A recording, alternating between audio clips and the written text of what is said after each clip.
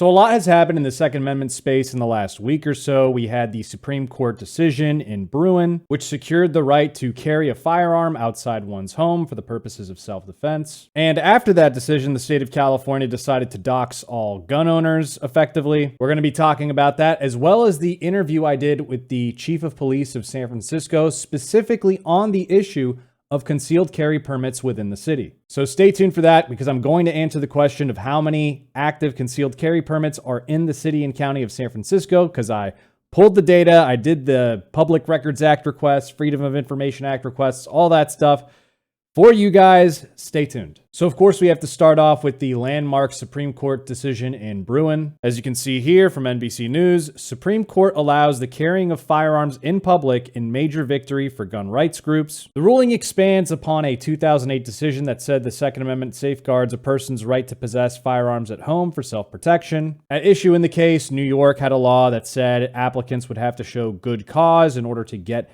a permit to carry a firearm in public, and merely stating self-defense was not enough. The law gave great deference to the issuing authority being able to determine who they believe should be able to have these concealed carry permits, so they could effectively issue or deny to anyone they wanted. In certain places like New York City, this would effectively mean you'd have to be super well connected and wealthy or famous, etc., in order to get a concealed carry permit. And the court, in a decision written by Justice Clarence Thomas, ultimately decided that this was unconstitutional. As we can see here in the decision, the constitutional right to bear arms in public for self-defense is not a second-class right subject to an entirely different body of rules than the other Bill of Rights guarantees. We know of no other constitutional right that an individual may exercise only after demonstrating to government officials some special need. That is not how the First Amendment works when it comes to unpopular speech or the free exercise of religion. It is not how the Sixth Amendment works when it comes to a defendant's right to confront the witnesses against him, and it is not how the Second Amendment works when it comes to public carry for self-defense. New York's proper cause requirement violates the 14th Amendment in that it prevents law-abiding citizens with ordinary self-defense needs from exercising their right to keep and bear arms. We therefore reverse the judgment of the Court of Appeals and remand the case for further proceedings consistent with this opinion. It is so ordered. So this was a major win for Second Amendment advocates. It's a case that I've had my eye on for a long time now, and I predicted this outcome. And of course, you had the usual suspects freaking out on social media about this decision. Here you have Governor of the state of New York, Kathy Hochul, saying, "It is outrageous that at a moment of national reckoning on gun violence, the Supreme Court has recklessly struck down a New York law that limits those who can carry concealed weapons. In response to this ruling, we are closely reviewing our options, including calling a special session of the legislature. Just as we swiftly passed nation-leading gun reform legislation, I will continue to do everything in my power to keep New Yorkers safe from gun violence." Yeah, somehow I don't think gun violence is being caused in the state of New York, or many other states for that matter, that allow concealed carry by the concealed carry license holders. You had California Governor Gavin Newsom saying, "A dark day in America. This is a dangerous decision from a court hell-bent on pushing a radical ideological agenda and infringing on the rights of states to protect our citizens from being gunned down in our streets, schools, and churches. Shameful." Again, he's talking about a decision that's protecting the rights of law-abiding Americans to carry a weapon. They already have these laws in place, but they discriminate against people, allowing great deference to the issuing authority. It allows for discrimination. In fact, many of these laws were created in the first place because of discriminatory policies. You can see here from this paper by Clayton E. Kramer and Joseph Edward Olson, the racist origins of California's concealed weapon permit law. We can see it written here. McKissick was concerned that a more stringent gun control law might be passed if Governor Richardson vetoed this one. McKissick admitted that the provision prohibiting handgun ownership by non-citizens was of questionable constitutionality, but that he believed that if it was upheld, it would have a beneficial effect, quote, "in checking gang wars among the Chinese and vendettas among our people who are Latin descent," unquote. Why did Richardson sign a law with racist intentions? When Richardson ran for governor in 1922, he would not answer the question of whether he was a member of the Ku Klux Klan, but the Klan enthusiastically endorsed Richardson. With such blunt statements of racist intent, not surprisingly, the discriminatory effect of the new law was immediately recognized. The Mexican consul in Los Angeles protested the alien handgun ban since, quote, a large proportion of the foreigners in California were of Mexican descent, unquote. So yes, Governor Newsom of California is effectively fighting for the maintenance of a law signed in by a Ku Klux Klan-endorsed governor, the intent of which was designed to prevent Asians and Hispanics from carrying firearms. Yet some more freakouts. You had Keith Olbermann saying also, fuck Alito, Thomas, Roberts, Gorsuch, Kavanaugh, and the paralegal Coney Barrett. Just a little sexist jab at Coney Barrett there, since she's the only one he called a paralegal and she happens to be the only woman. We had this tweet that went viral where this woman, Andrea Junker, tweeted, in 1789, the Second Amendment was written. In 1847, the bullet was invented.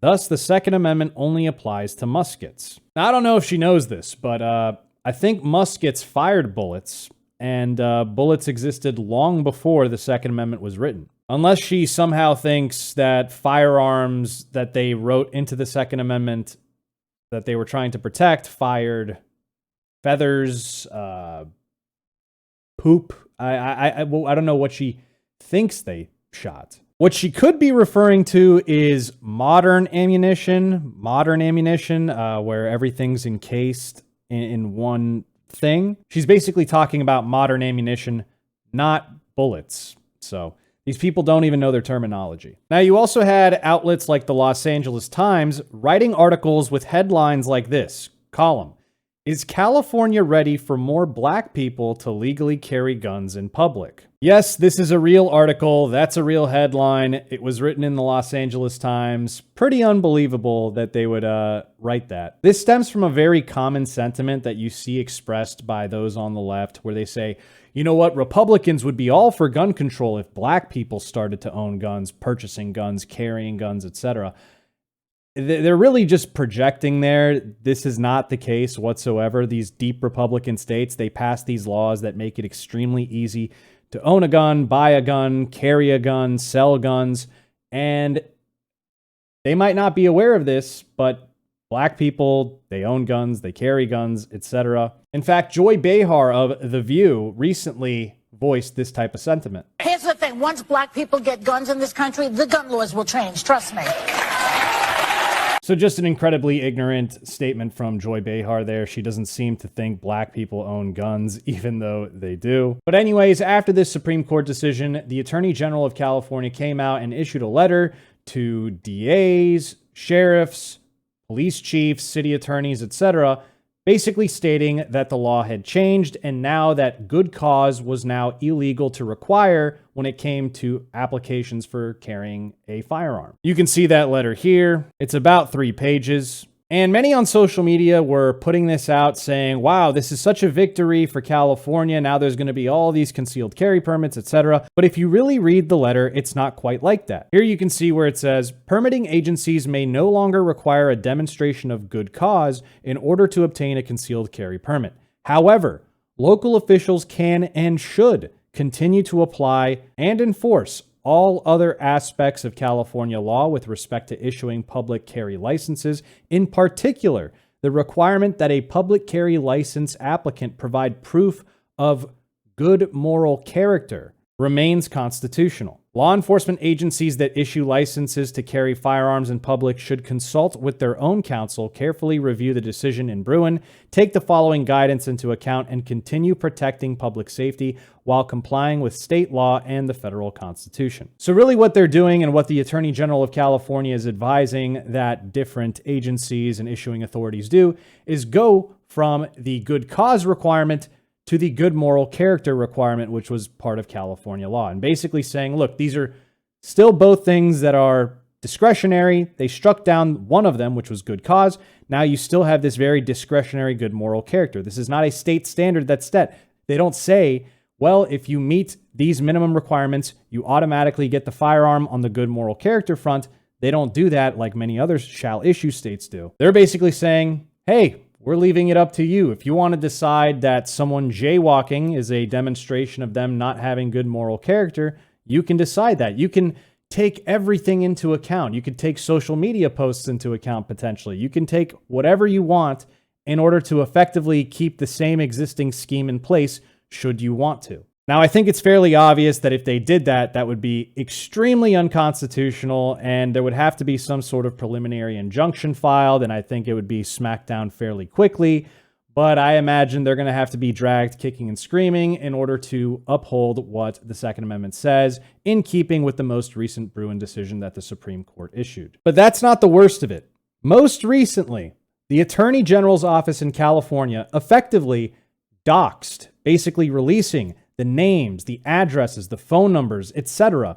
of concealed carry permit holders, and not just that, but people who had assault weapon registrations, among other things. As you can see here in this article from KCRA3, California gun data breach exposes personal info linked to 10 years of concealed carry permits. Personal information for Californians who were granted or denied a concealed and carry weapons permit over a period of 10 years, as well as the personal information of people associated with several other gun dashboards, was disclosed online this week, the state's Department of Justice confirmed. Now, apparently this data breach was for less than 24 hours, but that's still enough for anyone who had access at that time to download all the information. The information included names, date of birth, gender, race, driver's license numbers, addresses, and criminal history for those who were granted or denied a concealed and carry weapons permit between 2011 to 2021. It did not include social security or financial information, thank goodness. And if you've been paying attention to this is primarily what you've heard. It just has to do with concealed carry permits. But that's not the only thing. These other dashboards were also affected. Assault weapon registry, handguns certified for sale, dealer record of sale, firearm certificate safety, and gun violence restraining order. However, the extent of the breach on those dashboards is not yet known. So potentially, basically every gun owner in the state of California in the last 10 years who has made a purchase, registered an assault weapon, or whatever, these people are all potentially affected, in addition to the concealed carry permit holders or those who applied, denied, etc. Now, the Attorney General came out and said, oh, this is unacceptable, this was not intentional, blah, blah, blah. But the fact that this came just a few days after the decision that they are so pissed about, I can't help but think that this could be an intimidation tactic. A tactic that says, hey, if you apply for a concealed carry permit, if you purchase a firearm in the state of California, maybe your information's in a database and we're going to leak it out into the public. Because you're going to find out in a moment that even before this data breach, there's ways for people to get access to these records. And this is not something that's possible in all states. Many states will protect the rights of gun owners, concealed carry permit holders. It protects them from having their information disclosed in publications, these records requests and things like that. But in California, they don't really do that. So this is where I want to talk about my interview with the police chief of San Francisco, Chief William Scott. Now, this is an interview I've mentioned on social media before. Here you can see some of my pictures from the interview. This was in late November of last year. I'll just go through some of the pictures here. And basically, this took place when I was filming that other video that I did where I was asking people in San Francisco about COVID stats and things like that. But on the way there, I was looking at the street and I noticed the chief of police of San Francisco was just walking around, visiting storefronts, things like that. So immediately hopped out of my car, took my phone out, filmed in vertical. I'm sorry for that. But I filmed and said, hey, would you be willing to do an interview? And he did say yes. And I'm not going to include the full interview in this video here. If you want to see that, you can become a member at nuancebro.com/join. I'll include the full interview there. But one of the interview questions I want to highlight in this video is when I asked him about the Second Amendment, him issuing concealed carry permits in the city and county of San Francisco. And here's what he had to say. Last question, you took an oath to protect and defend the Constitution from all enemies, foreign and domestic, and just to uphold, the Bill of Rights and things like that. One of those amendments is the Second Amendment. I know it's almost near impossible to get a concealed carry permit in the state or in the city of San Francisco, the county of San Francisco. Would giving people concealed carry permits in accordance with, the Heller decision, McDonald decision, there's currently a case in the Supreme Court being litigated about carry, and it's something protected by the Second Amendment. Is that something that you would support, given that you took an oath to protect and defend the Constitution? Well, what I support is defending the Constitution. And look, I've seen the carnage of gun violence. So illegal criminals. People that use guns to hurt people illegally. I've seen that side. I've worked homicide. I've talked to mothers who've had their children taken away from them and snatched from them. So there's a balance to this conversation. The bottom line is, to your question, it is our job to protect and defend the Constitution of this country and the laws of this country. So that's for legislators to figure out. What my job is to make sure that we do our jobs to make sure that people feel safe, are safe. But you guys can issue you have discretion to issue concealed carry permits, right? We do. We have discretion. How many have you issued? I've issued only a couple. And do you feel like that's in keeping with the Constitution, the Second Amendment? Do you feel like you're living up to? Oh yeah, I do. You think so? Okay. Yeah, I do think so. The balance of this conversation is people are getting victimized by gun violence in a real way in this city and in this country, and we have to do, as a nation and as a city, we have to do what we need to do to be thoughtful about this conversation, both sides of it. Constitution is Constitution. We'll protect and defend it. All right. I disagree with your position on the Second Amendment, but I appreciate it. All right. Thank you. So you can see a couple things there in the interview. I asked him about his oath to protect and defend the Constitution. I mentioned the Second Amendment.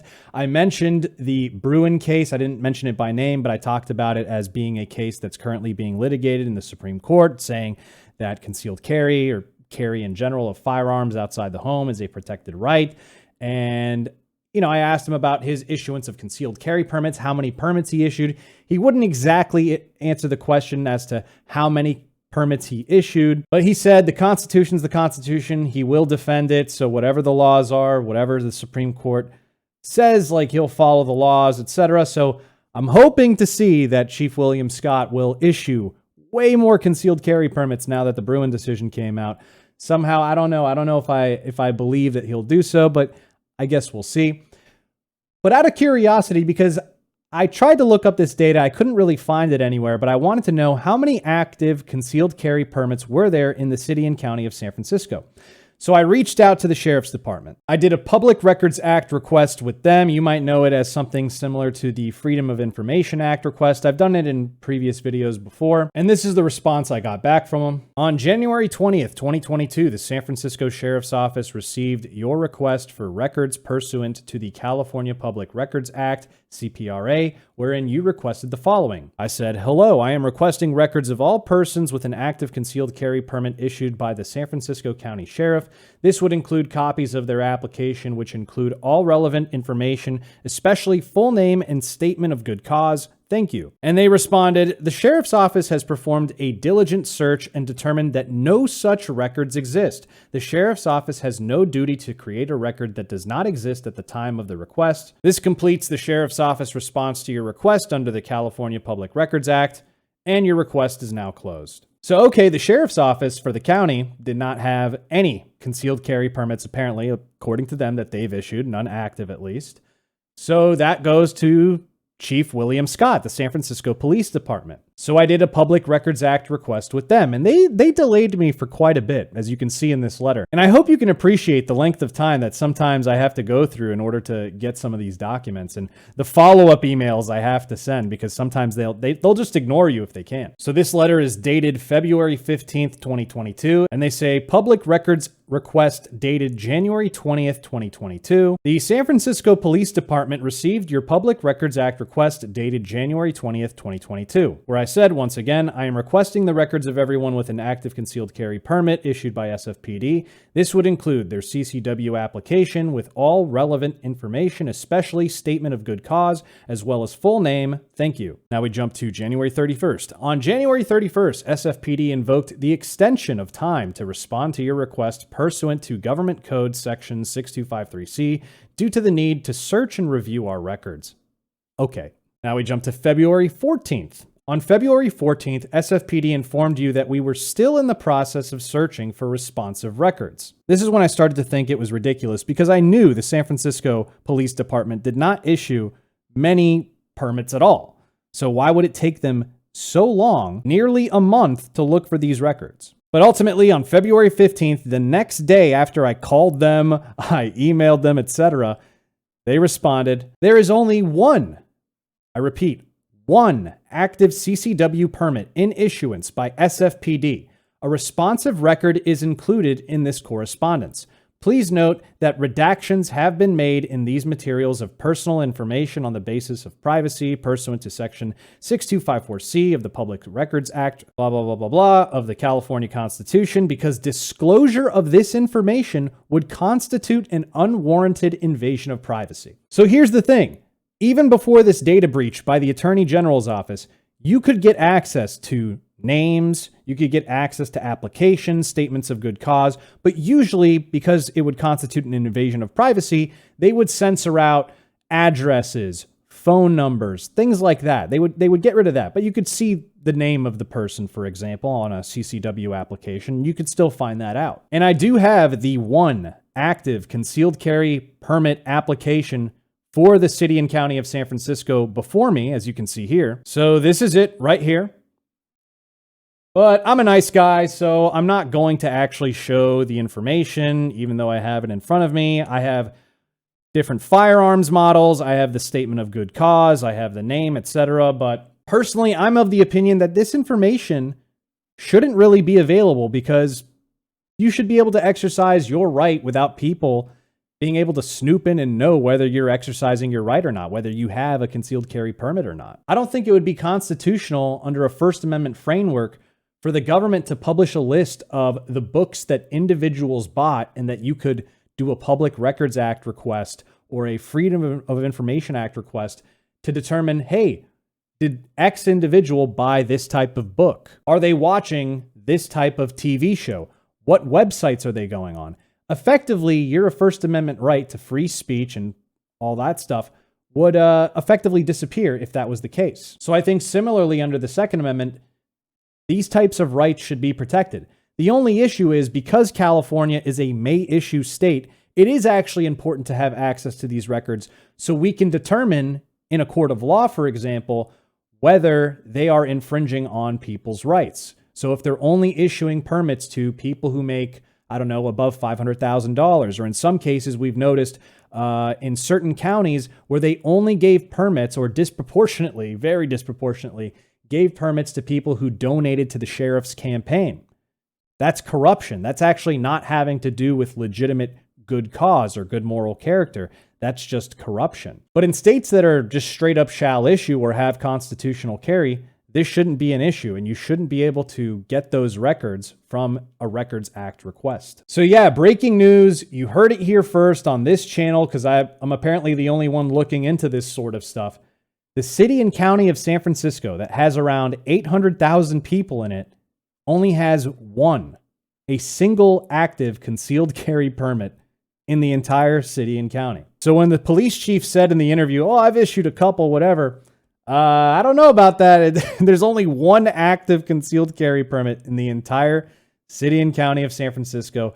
And this person has apparently had this permit for decades. So there you go. And I know what you're thinking. No, it was not Dianne Feinstein. You can see in this HuffPost article, Dianne Feinstein Talks Guns opens up about her own firearm ownership. The article talks about how Feinstein obtained a revolver that she kept in her purse, but that her views shifted on guns after the assassination of Harvey Milk and George Moscone, and she later gave up her concealed weapons permit. At the end of the day, this is to be expected from California. California doxing its own gun owners, not following the decision, being dragged, kicking and screaming. They're going to resist as hard as they can.